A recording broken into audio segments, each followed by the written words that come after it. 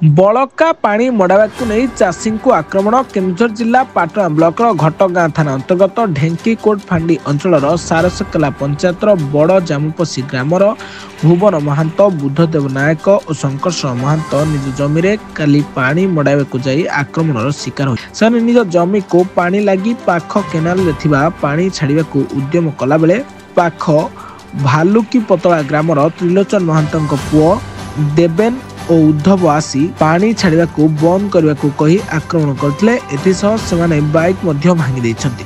तेणु आक्रमण रे शिकार तीन चाषी ढेंकीकोट फांडी को जाई एतला देइछन्ति जार तदंत चली।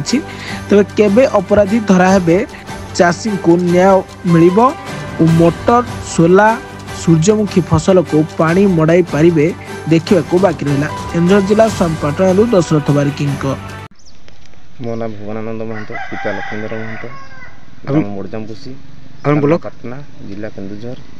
कौन काली झगड़ा होता कौन अभियोग अच्छी आम सूर्यमुखी चाष कर बहुत गुड़ा चाषी मिसिकी जाइए पानी मगे 3 जन शंकरशरण महंत बुद्धदेव नायक आम पानी बगे केनाल सफा करके आसला बेलू रास्तार बाइकटा रखिकी जाइए पानी बगे आसु आसु से गाड़ी भाइजरटा को भांगी देते। कौ गाड़टा आप हीरो ग्लामर तापर कौन होइला आम लिखित आकार देचु ढेंकीकोट फांडी रे तदंत करिया बोली हमर आशा। मो ना शंकरशरण महंत गाँ बड़जामपसी थाना पाटना। काली आप कौन होता काली आम केनाल पानी बागेवा जाइलु काणीझरी केनाल पानी आसुची तो बारीगाँ पाखु आम बागे बागे आसचु पहुँचीचु भालकी पतला तो से भालकी पतला मेन केनाल उपर सटर गोटे छेका होता से सटर उठे आम धरिकी पलि आसचु।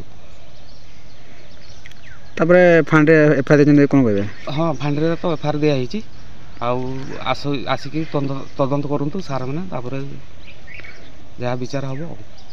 रिपोर्ट ब्लैकेट न्यूज ओडिया।